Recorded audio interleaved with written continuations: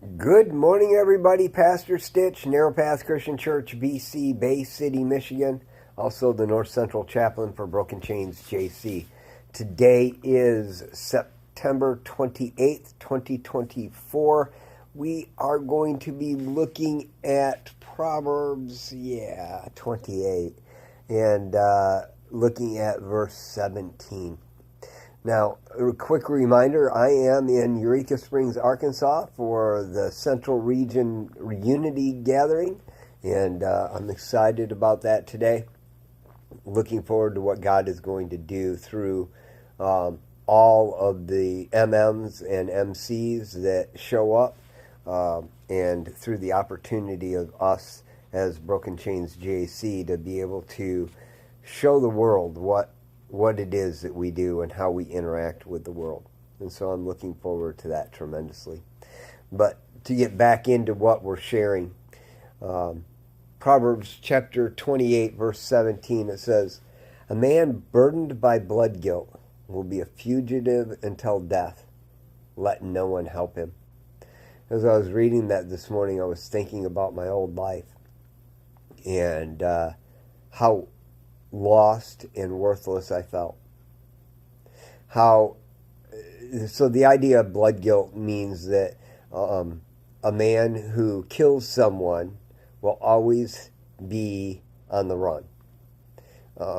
God created in the old days fugitive cities where if you accidentally killed somebody, you could go to this fugitive city and you could stay there and they couldn't do anything to you as long as you went through a trial and they determined that, there's a good chance that you didn't do it on purpose. Well, I don't know about you guys, but I did a lot of stuff. I didn't actually kill anybody, thank you, Lord.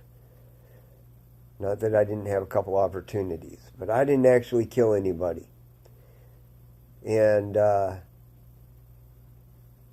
I had, and still find myself trapped in the idea of the guilt of my past. And the reality is, my entire old life, that's what was going on with me. I was trapped in my blood guilt. I was a fugitive until death.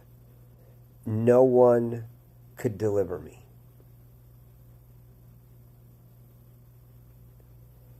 And then I met Jesus. And Jesus said to me,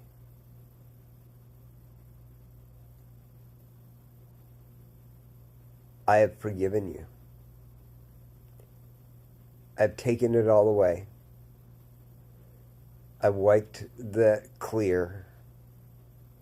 No man can do that. But I did." See, a man burdened by his past is a fugitive until death. No one can help him. But the one who lives with integrity will be helped. That's the next verse. God came to me and talked to me, and it took me a long time to figure out what it meant. What it meant to do that. To live with integrity and why I should do that. And he got a hold of me, and he did that. He did that work in me, and I'm grateful for it.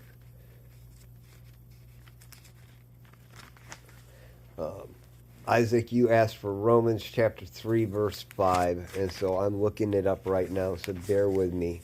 And I don't normally take requests, but Lord's impressing on me that you need to actually hear me read it to you, and so I will. Romans chapter 3, verse 5. "But if our unrighteousness highlights God's righteousness, what are we to say?" I use human arguments. Is God unrighteous to inflict wrath? Absolutely not. Otherwise, how will God judge the world? But if by my lie, God's truth, is amplified to his glory, why am I also still judged as a sinner? And why not say, just as some people slanderously claim, we say, let us do what is evil so that good may come.